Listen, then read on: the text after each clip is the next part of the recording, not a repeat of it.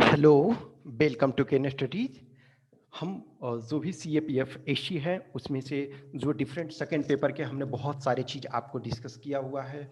Report, argument, ऐसे सारी चीज़ें देखो। बीच बीच में मैं जो कुछ प्रीवियस ईयर के कैंडिडेट्स हैं, कुछ स्टूडेंट्स हैं, इसमें से कुछ रिटेन क्वालिफाई थे, कुछ फाइनल सिलेक्शन हुआ, तो जो कुछ कॉपियां हमारे पास होती है तो मैं बीच बीच में आपको दिखाता रहता हूँ।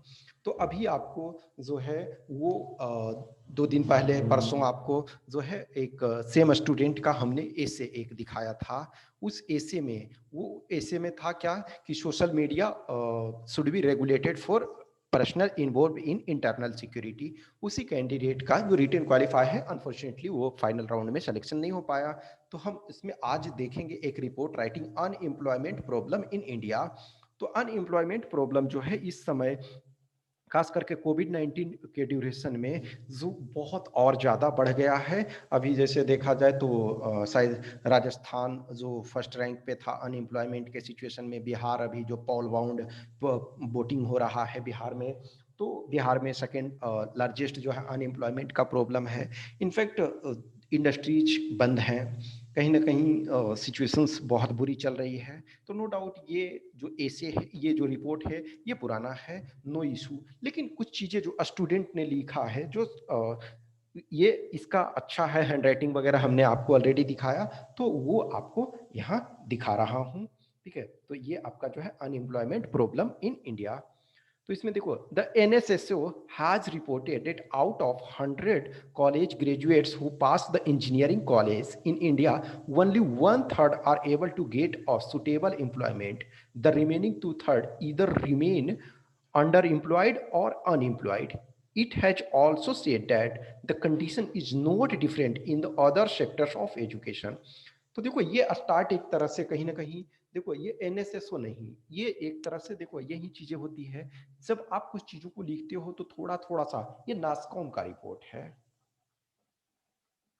ये नास्कॉम का रिपोर्ट है। इनफैक्ट नास्कॉम कहता है कि जो ये 1/3 एक तरह से नहीं कि देखा जाए तो 75% जो इंजीनियर्स हैं वो अनएम्प्लॉयबल हैं, यानी कि उनके पास प्रॉपर तरीका से स्किल नहीं है।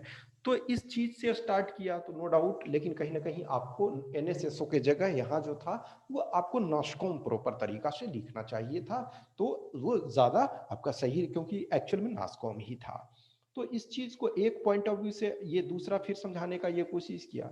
टॉकिंग ऑन द, ठीक है, finding of this report, the Minister for Labour said that the ill thought policies of previous government led to such precarious condition, and the current government is in the process of reversing this trend. अब देखो ये चीजें आपको नहीं लिखना चाहिए, ये मैं कैंडिडेट प्रॉब्लम दिखा रहा हूं कि सम टाइम क्या होता है ना कि आप शायद सोचते हो कि हमने जो कहा ये सही, ये चीज क्या है, कोई भी ये दिखा रहे हो कि आप एक तरह से जो रूलिंग पार्टी है आप उसको रिप्रेजेंट कर रहे हो।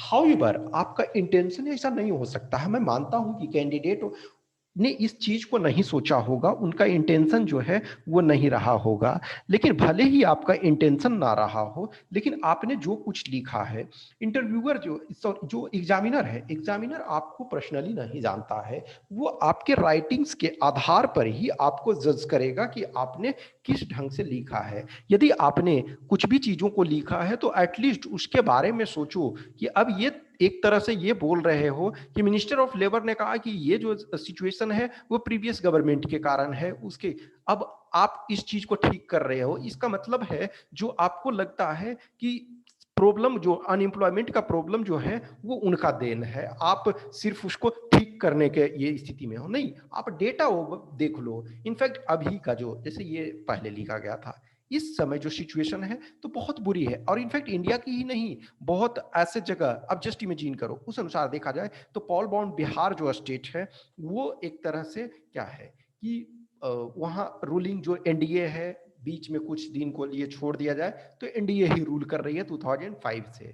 वहाँ सेकेंड वर्स्ट जो है एम्प्लॉयमेंट का कंडीशन है, यानी अनएम्प्लॉयमेंट रेट जो है सेकेंड हाईएस्ट है। तो कहीं ना कहीं ये चीजें आपको नहीं लिखनी चाहिए। ये सारी चीजें जब आप लिखते हो, जब आप प्रैक्टिस करते हो, तब आपको पता चलता है कि हाँ हम कहाँ मिस्टेक कर रहे हैं। तो the International Labour Organization in its recently released a study said that if the India fails to give opportunity of employment to its population, the much hyped demographic dividend, ये टी नहीं D होता है, ठीक है, demographic dividend will turn into demographic disaster या demographic nightmare. तो क्या है कि यदि आप एम्प्लॉयमेंट नहीं देते हो तो जो डेमोग्राफिक डिविडेंड आपका है वो डेमोग्राफिक डिजास्टर या डेमोग्राफिक नाइटमेयर में कन्वर्ट हो जाएगा। Responding to this, the Prime Minister launched the Skill India campaign to make India labor capital of the world, which will provide skilled employees for domestic and international economies. तो कहीं ना कहीं जो चीजें हैं उस पे आप बेटर है ना कि जो कंट्रोवर्शियल स्टेटमेंट देने से अच्छा है कि आप कुछ डेटा स्टैटिस्टिक्स वगैरह को प्रेजेंट करो कि ये सिचुएशन में जैसे अभी मान के चलो कि अनएम्प्लॉयमेंट रेट सपोज 7+ % है ऑल इंडिया का, यदि हम लेवल देखते हैं तो 7.5 के आसपास में से है। तो सबसे पहले कि आप उस चीज़ को न्यूट्रल वे में हमेशा लिखो किसी भी चीज़ों में। देखो क्या होता है ना कि जब हम आर्गूमेंट राइटिंग लिखना होता है तो आर्गूमेंट राइटिंग में एट द सेम टाइम हमें फॉर में भी लिखना होता है अगेंस्ट में। तो कहीं ना कहीं जो वो बाय एक तरफ जब आप लिखने लगते हो तो बायसनेस आपको होना पड़ेगा, तभी वन साइड में लिख सकते हो, और दूसरे तरफ फिर लिखना है तो दूसरे तरफ बायसनेस दिखाना होता है।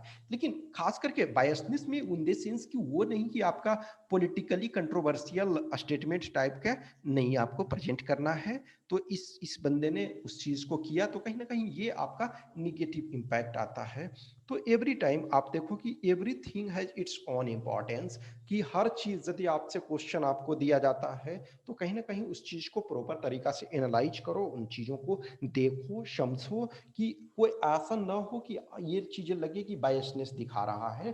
That's the in, otherwise examiner is not an enemy. Sometime होता ना कि हमने तो बहुत अच्छा लिखा पेपर, एक्सेलेंट लिखा, मेरी हैंड राइटिंग भी अच्छी है, मैंने प्रॉपर, उसके बाद भी मार्क्स नहीं मिल रहा। तो क्यों? क्योंकि कुछ चीजें आप प्रॉब्लम ये करते हो, उसमें गलतियां करते हो।